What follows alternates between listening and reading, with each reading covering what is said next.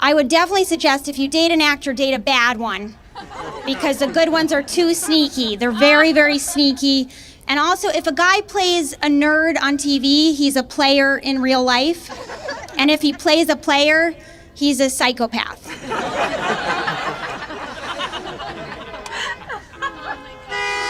And this guy was such a good actor, but he once acted in the worst scene I've ever seen. I'm going to act it out for you guys now, because you can watch, but pay attention, because this really happened, and it's kind of crazy.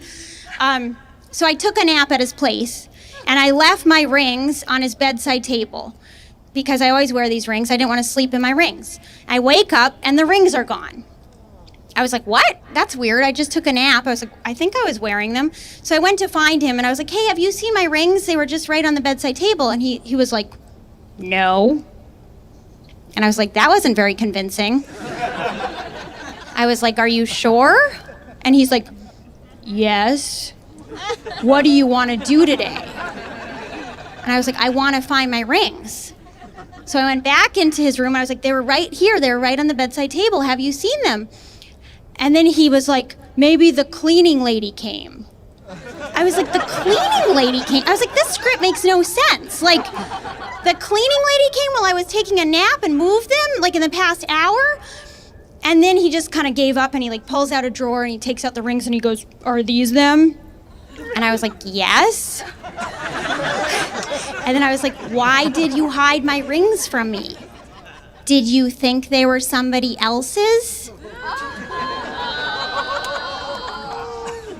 And he was like, no. And he walks away. And I was like, yes, you did. You thought they were somebody else's rings. You thought you were being really sneaky, hiding them from me while I was sleeping, like Princess and the Pea, when really you just majorly fucked up.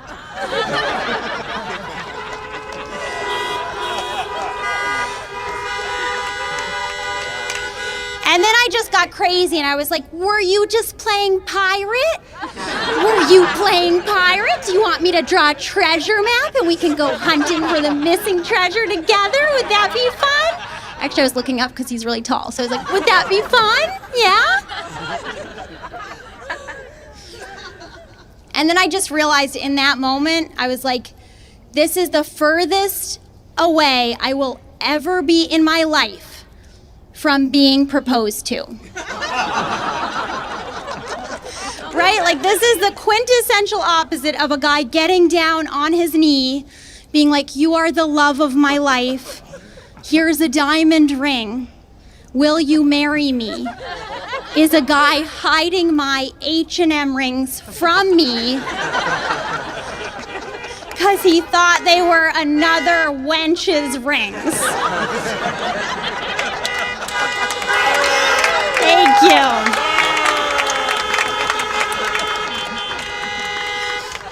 Listen, it was my own fault because there were so many clues, right? There were so many, like, huge clues that I was just like, that's interesting. And one of them was, he once told me, he was like, you know, you're not the only one mad at me.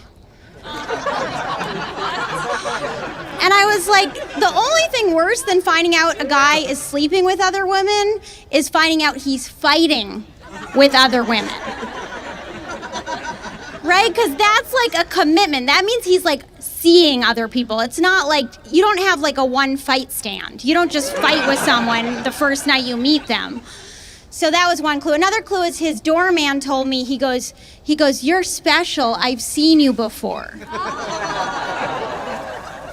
Yeah, I don't need to explain that one, right? And then the other thing that happened was kind of weird, was it was Christmas Eve, and he decided he wanted an osteopath to come over. And he pretended it was a big gift for me when really he just wanted an osteopath. And he was like, oh, I'll give you an osteopath, but I'm also going to have the osteopath. We're both going to have the osteopath. If you don't know what an osteopath is, it's like a masseuse who never made it, right? It's basically this guy who comes over and he just taps you. He taps on you for like an hour. Just tap, tap, tap, tap, tap, tap, tap, tap, tap. And you're like, why is this guy, this is annoying. This is annoying. I don't want to be tapped on, right? And so he's tapping on me, and then halfway through the massage, I realize, oh, he's doing like Morse code.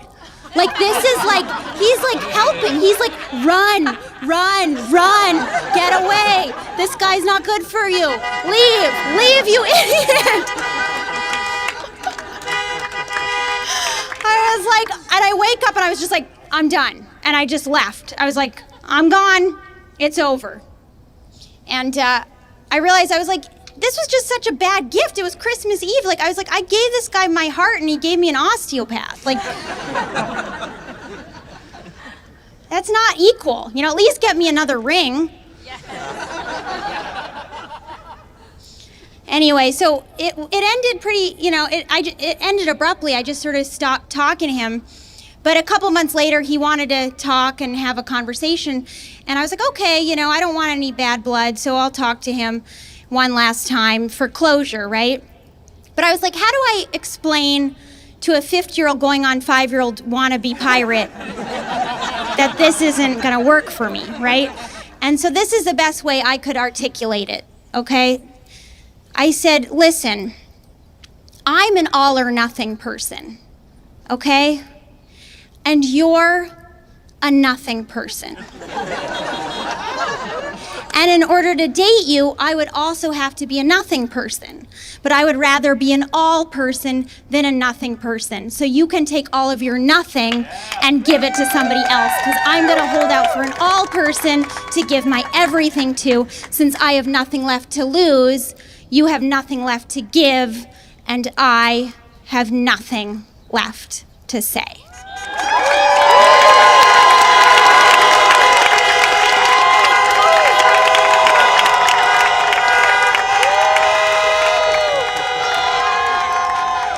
And then he was like, so should I not pick you up at the airport? So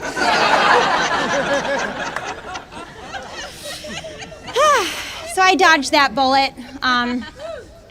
That's what people say. I don't understand this expression, dodged a bullet. Like, people always say when you get out of a bad relationship, they're like, you really dodged that bullet. And I'm like, I thought dodging a bullet was like the bullet comes at you and then you jump out of the way and then it hits something else, right? Isn't that dodging a bullet?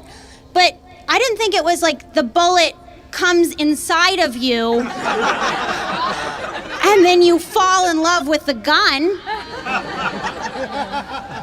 Like, maybe surviving a bullet. I don't think it's dodging one.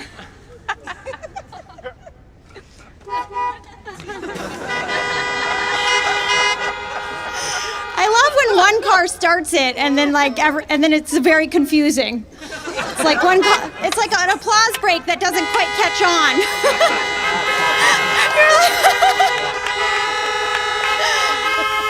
Each car for himself. I think with dating it's complicated because like I don't want to do online dating apps, right? Because I feel like people on those apps are on there because they want to meet other people. And I don't really want to meet people who want to meet other people, right? I want to meet people who don't want to meet other people. Then they meet me who also doesn't want to meet other people. Then we fall in love the old-fashioned way, you know, totally by accident. We're both least expecting it. We both have been too hurt to possibly love again, but we fall in love despite ourselves. Then we get married. Then we have 3 kids. Then we get a divorce and live happily ever after. That's the kind of real love I want.